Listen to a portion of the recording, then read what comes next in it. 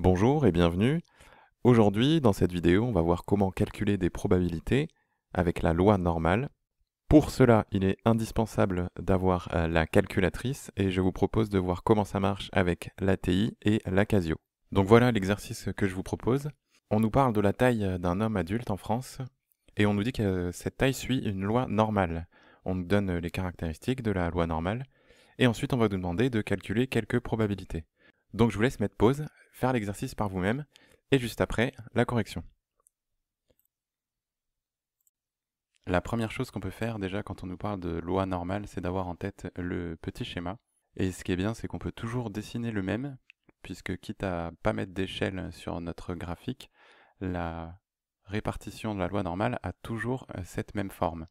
Alors ici, on peut quand même mettre un seul nombre, c'est l'espérance de 179. Et on voit que si la taille suit une loi normale, les valeurs sont concentrées autour de cette valeur de 179 cm. Question 1, c'est quelle est la probabilité de tirer au hasard une personne dont la taille est comprise entre 170 et 190 cm. Donc comme pour toutes les lois à densité, se poser cette question, c'est calculer une aire. Donc là, comme j'ai pas mis de graduation, c'est se demander l'aire comprise entre 170 qui est plus petit que l'espérance et 190 qui est plus grand. Et calculer la probabilité, ce serait trouver l'aire qui est comprise sous cette courbe entre ces deux valeurs. Donc on cherche la probabilité qu'une taille tirée au hasard soit comprise entre 170 et 190. Pour calculer une aire, on a l'habitude d'utiliser le calcul intégral. Le problème avec la loi normale, c'est que on connaît la fonction qui est tracée en rouge, on la connaît, mais on ne sait pas calculer une intégrale. On a donc besoin impérativement d'utiliser la calculatrice. Alors voici comment ça se passe avec une calculatrice TI. Alors on va déjà rentrer dans le menu Distrib, qui se trouve en faisant seconde et le bouton var, un petit distrib en bleu. Et dans ce menu, on nous propose tout un tas de distributions de probabilités. Celui qui va nous intéresser aujourd'hui, c'est le deuxième, normal frep. Alors vous arrivez dans ce petit éditeur qui nous demande déjà pour commencer borne inférieure et borne supérieure. Donc nous on veut calculer la probabilité que notre taille soit comprise entre 170 et 190. Les deux autres valeurs qu'il nous demande, c'est les paramètres de notre loi. Donc ici on les connaît dans l'énoncé, c'est la moyenne de 179 et l'écart type de 10 cm. Donc je colle et on revient dans la partie calcul. Et donc là, il nous affiche tout ce qu'on a édité. Donc je veux calculer la probabilité entre 170 et 190.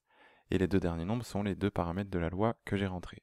Je fais entrer et je trouve ma réponse, donc environ 0,68. Alors je vais indiquer sur ma copie comment j'ai trouvé avec ma calculatrice en recopiant telle quelle la commande que j'ai rentrée et je trouve environ 0,68. Si vous avez une calculatrice de la marque Casio, il y a à peu près la même manipulation à faire. Donc quand vous êtes dans les calculs, on va aller chercher les lois de probabilité, la loi normale. Alors pour ça, vous allez dans Options, Stat, donc F5 ici. Ensuite, dans les distributions, on va aller chercher donc la loi normale, F1. Et enfin, celle qui nous intéresse, nous, ça va être, comme sur la TI, la deuxième, NCD. Et il va nous falloir rentrer toutes les valeurs qu'on veut. Donc là, on veut calculer la probabilité entre 170 et 190. Il reste à préciser les paramètres de la loi. Alors sur la Casio, c'est inversé. C'est d'abord l'écart type 10 et ensuite l'espérance 179. Je ferme la parenthèse. Et je retrouve bien le 0,78 que j'avais, le 0,68 que j'avais trouvé tout à l'heure. Donc si vous avez une Casio, donc précisez bien que vous avez fait norme CD avec tous les paramètres et on trouve la même chose. Alors question 2, donc on veut calculer la probabilité que x soit plus petit que 165. Alors le problème qu'on va rencontrer dans la calculatrice, c'est qu'il va nous falloir quand même rentrer deux bornes, une borne inférieure et une borne supérieure. Donc si on voulait vraiment mettre ces deux bornes, on pourrait dire que x est compris entre moins l'infini et 165. Alors on va de nouveau chercher le normal frep, donc dans seconde distrib, le deuxième. Et comme on ne peut pas rentrer moins l'infini dans la calculatrice, ce qu'on va faire, c'est qu'on va lui rentrer le nombre le plus petit possible, donc un très très grand nombre dans le négatif. Donc je vais prendre moins 10 puissance 99, et ça va faire office de moins l'infini. Borne supérieure, donc 165, celle-là, il n'y a pas de souci. Les paramètres n'ont pas changé depuis tout à l'heure, 179, 10, je colle. Et cette fois-ci, je trouve environ 0,08. Alors, je vais noter comme tout à l'heure tout ce que j'ai tapé sur ma calculatrice. Et le résultat, environ égal à 0,08. Sur la Casio, ça marche de la même manière, hein. Donc là, j'ai toujours le menu des lois normales qui est en bas, là. Donc je vais pouvoir aller F2, rechercher NCD. Donc pareil, en guise de moins l'infini, je mets moins 10 puissance 99. La bande supérieure, 165. Et les paramètres, donc d'abord l'écart type. Et 179. Je ferme la parenthèse et je devrais trouver pareil 0,08. Alors pour la troisième question, donc j'ai effacé ce que j'ai tracé là sur le graphique puisqu'on va s'en servir pour expliquer comment ça marche. On nous demande de faire une probabilité sans calculatrice, la proba de tirer quelqu'un qui soit au-dessus de 179. Donc c'est-à-dire quelle est l'aire qui est comprise à droite de 179, c'est la seule valeur qu'on a sur le graphique, donc c'est un peu la seule qu'on peut faire sans calculatrice. Donc voilà, il faudrait aller là jusqu'à l'infini de ce côté-là. Mais ce qu'on sait, c'est que la densité de la loi normale a pour propriété d'être symétrique par rapport à une droite verticale à l'abscisse de son espérance. Avec la loi normale, il y a la moitié des valeurs qui sont réparties en dessous de l'espérance et la moitié qui est répartie au-dessus.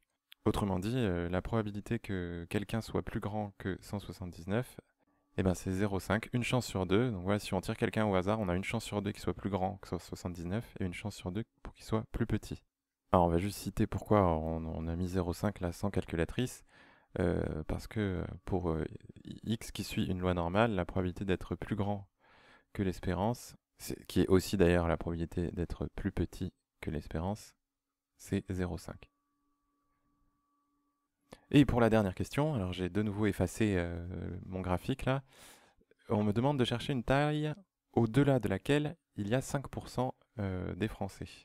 C'est-à-dire il y a une taille que pour l'instant je ne connais pas, telle que de ce côté-là, là, en étant les gens qui sont plus grands, il y en a 5%. Donc il faut que cette aire-là, elle fasse 0,05.